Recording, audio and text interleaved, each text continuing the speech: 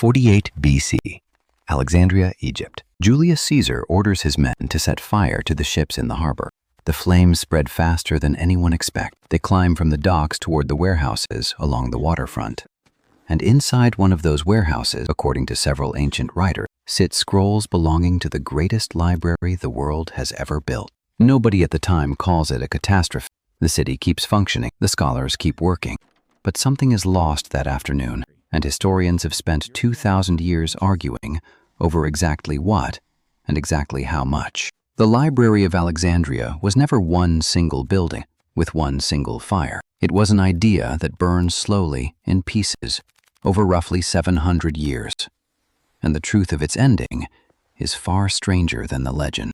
The library began around 295 BC under Ptolemy I, a former general of Alexander the Great, who inherited Egypt after Alexander's empire split apart. Ptolemy wanted Alexandria to become the intellectual capital of the known world. His son, Ptolemy II, expanded the project into something unprecedented.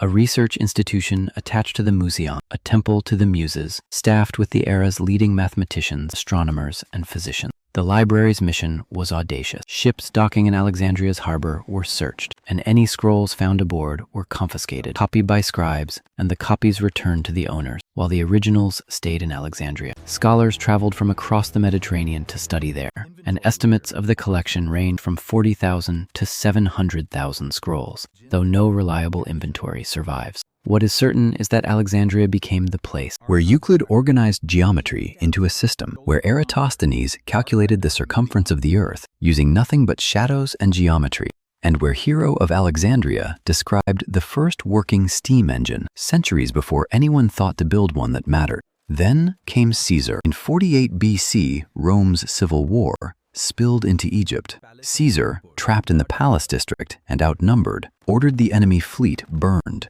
to deny it to his opponents. The Roman writer Plutarch described the fire spreading from the docks and destroying what he called the Great Library. Other ancient sources are less certain. Some scholars believe only a portion of the collection, warehoused near the port for shipping, was lost that day, while the main library building, further inland, survived largely intact. What nobody disputes is that Alexandria's intellectual life continued for centuries afterward, which suggests the 48 BC fire, however dramatic, was not the end of the story. The library persisted under Roman rule, though its funding and prestige slowly declined.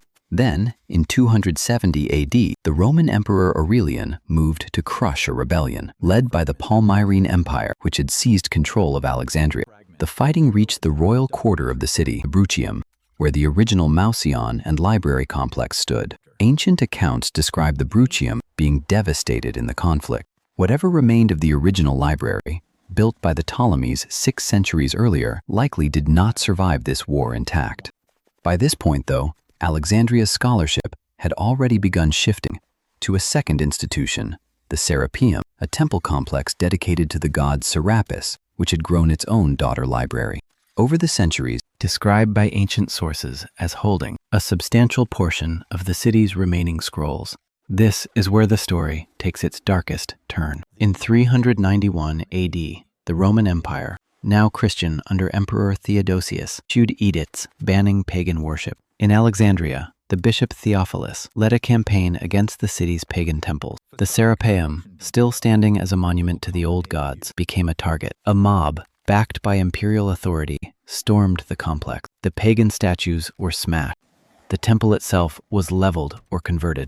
Ancient historians writing decades later, including the Christian writer Rufinus, described the destruction of the Serapeum in detail, though they focused on the fall of the temple and its idols, saying little specifically about any scrolls that may have still been housed there at the time. What survived of Alexandria's daughter library, if anything did, likely did not survive this event. There is one more chapter, and it is the most mythologized of all.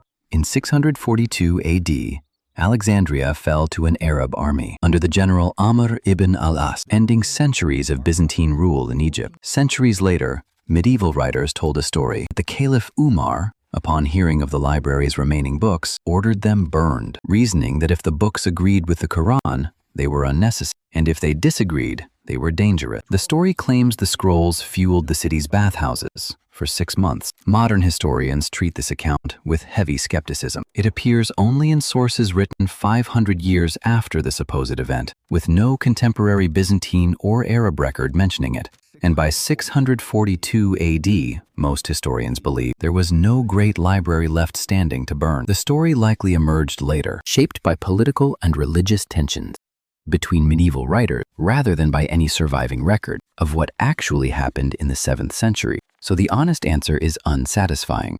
The Library of Alexandria did not die in one fire on one date at the hands of one villain. It died the way most great institutions die, gradually, through neglect, through war, through the slow withdrawal of funding and attention, punctuated by moments of real violence that finished off what decline had already weakened. Caesar's fire in 48 BC likely damaged warehouse scrolls near the port. Aurelian's war in 270 AD likely destroyed what remained of the original Mausian library in the Bruchium district.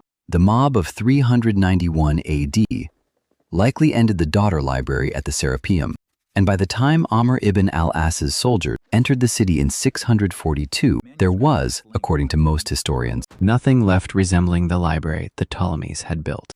What we actually lost is impossible to calculate, because no catalog of the collection survives from any period. We know the names of some works through references in other surviving texts, quotations, and summaries written by later scholars who had access to originals that no longer exist. Aristarchus of Samos proposed that the Earth orbits the Sun 18 centuries before Copernicus, and we know this only because later astronomers mentioned his theory while arguing against it. How many other ideas, calculations, and discovery vanished without even that trace? Nobody can say. The Library of Alexandria has become a symbol for a specific kind of loss, the kind that happens quietly, in pieces, while everyone is looking somewhere else. No single villain, no single date,